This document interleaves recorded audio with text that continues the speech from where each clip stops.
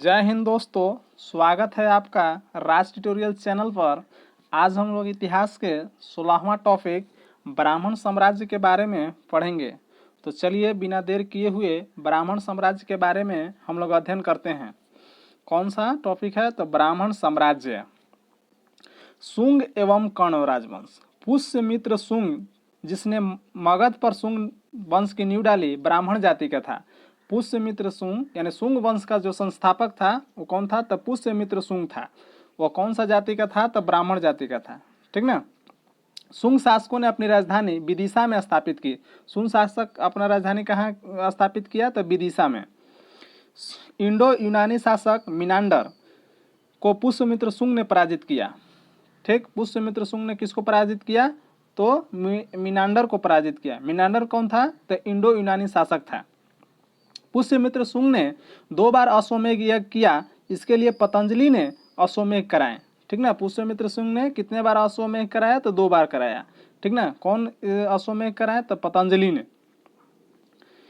भरहुत स्तूप का निर्माण पुष्यमित्र शुंग ने करवाया। भरहुत स्तूप का निर्माण किसने कराया?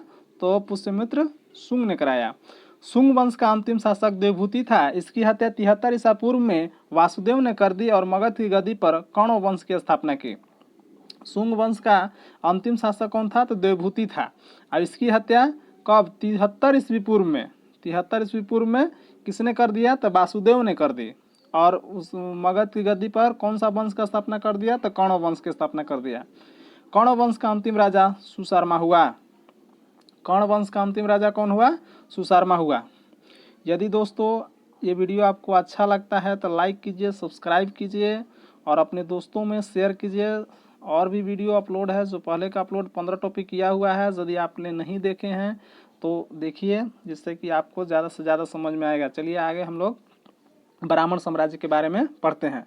सिमुक ने 60 ईसा पूर्व में सुशर्मा की हत्या कर दी और सातवाहन वंश की स्थापना की।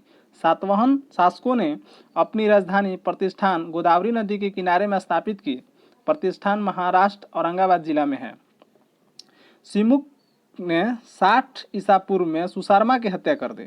ठीक ना। और कौन सा वंश स्थापित कर दिया? सातवाहन वंश स्थापित कर दिया। ठीक ना। सातवाहन आंध्र वंश, इसको क्या कहा जाता है? सातवाहन को आंध्र वंश। इसके शासकों ने अपनी राजधानी कहाँ बैठाया? तो प्रतिष्ठान में बैठाया, जो कहाँ है? गोदावरी नदी के किनारे है।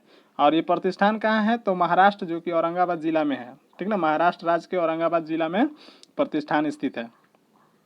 सातवाहन ने के प्रमुख शासक थे सिमुक, सातकर्णी, गोमतीपुत्र, सातकर्णी, वशिष्ठिपुत्र, पलुमावी एवं यज्ञश्री सातकर्णी। ठीक ना। सातवाहन के प्रमुख शासक कौन कौन थे? तो सिमुक थे। ठीक ना। सातकर्णी थे, गोमतीपुत्र सातकर्णी, वशिष्ठिपुत्र पालुमावी एवं यज्ञश्री सातकर्णी। सातकर्णी ने 2 अश्वमेध और 1 राजसूय यज्ञ कराए। सातकर्णी ने कितने? 2 अश्वमेध और 1 राजसूय यज्ञ कराए। ठीक ना। कितना कराए? दो जो है आपका अश्वमेध यज्ञ कराए तथा 1 राजसूय यज्ञ किया। ठीक ना। सातवाहन शासकों के समय के प्रसिद्ध साहित्यकार हाल एवं गुणाढ्य थे। ठीक ना। हाल ने गाथा सप्तशती तथा गुणाढ्य ने बृहत कथा नामक पुस्तकों की रचना की। सातवाहन शासकों के समय प्रसिद्ध साहित्यकार कौन था? तो हाल था और गुणाढ्य। ठीक। और हाल ने गाथा सप्तशती तथा हाल कौन सी लिखा है? तो गाथा सप्तशती। और गुणाढ्य ने बृहत कथा नामक पुस्तकों की रचना की। सातवाहन शासकों ने चांदी, तांबे, सीसा, पोटीन और कांसे की मुद्राओं का प्रचलन किया। सातवाहन अपना सिक्का ढालने में जिस शीशे का इस्तेमाल करते थे उनमें रोम से मंगाया जाता था। सातवाहन के समय सर्वाधिक सिक्के सीसा के ही बने थे।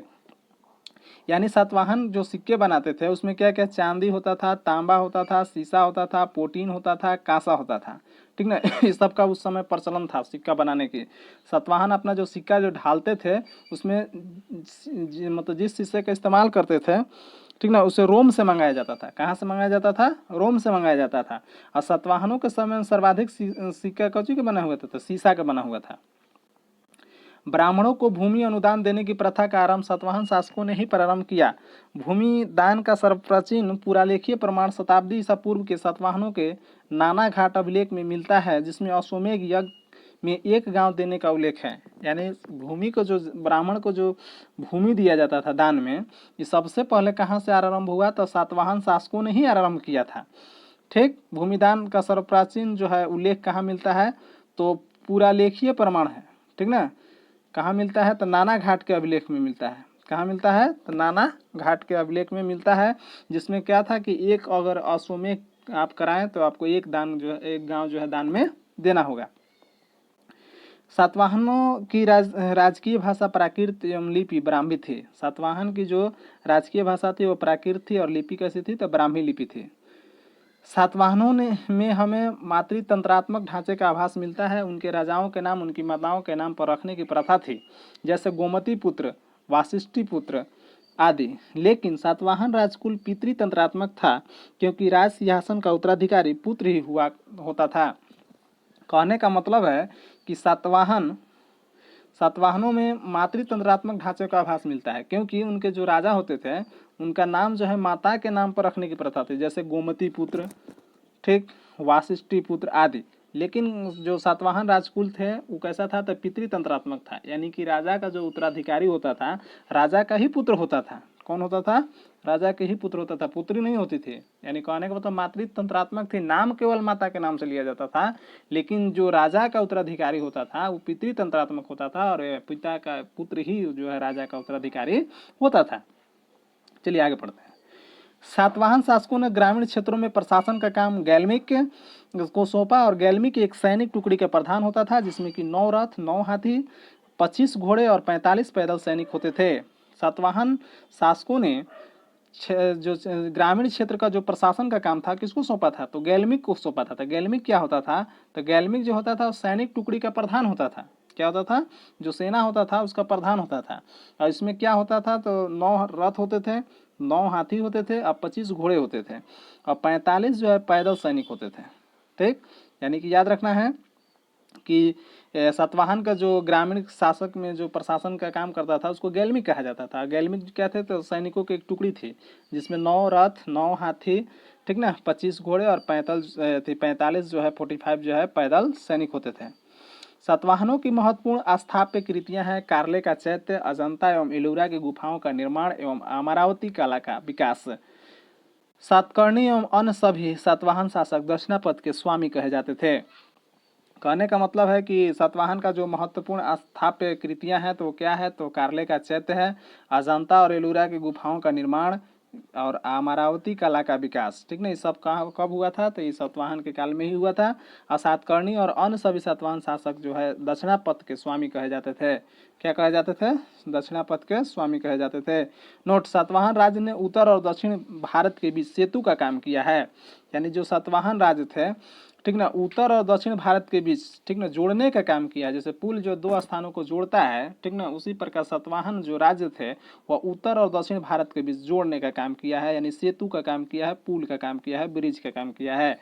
चेदी राजवंश कालीन अशोक के मृत्यु के उपरांत संभवतः प्रथम शताब्दी ईसा पूर्व में कलिंग में चेदी राजवंश का उदय हुआ। इसकी जानकारी हमें हाथी गुफा अभिलेख भुवनेश्वर कहाँ पड़ता है? उड़ीसा में से मिलती है। खारवेल इस वंश का सबसे प्रतापी राजा था। अशोक का जो मृत्यु का अशोक जब मर गया तो उसके उपरांत के बाद प्रथम शताब्दी ईस्वी में कलिंग पर किस राजवंश का उदय हुआ था? चेदी राजवंश का उदय हुआ। इसकी जानकारी किससे मिलती है? तो हमको हाथी गुफा अभिलेख जो कि उड़ीसा के भुवनेश्वर में है से मिलती है। और खारवेल जो था इस वंश का सबसे प्रतापी राजा था। खारवेल जैन धर्म का अनुयायी था और उसने जैन मुनियों के लिए एक उदयगिरी की पहाड़ी में गुफा का निर्माण कराया था। खारवेल कौन सा था धर्म मानता था? तो जैन धर्म मानता था। और उन्होंने क्या किया? तो जैन मुनियों के लिए उदयगिरी के पहाड़ी में एक गुफा का निर्माण करवाया था। दोस्तों, यदि ये वीडियो आपको अच्छा लगा तो लाइक कीजिए, सब्सक्राइब कीजिए रोज़ नए नए टॉपिक पढ़ने के लिए, ठीक ना। मेरे वीडियो को शेयर कीजिए। अगला टॉपिक हम लोग 17वां टॉपिक पढ़ेंगे जो कि भारत के यवन राज्य है। तो चलिए, आपको अगर ये वीडियो अच्छा लगता है तो लाइक कीजिए, सब्सक्राइब कीजिए, दोस्तों में शेयर कीजिए। थैंक्स।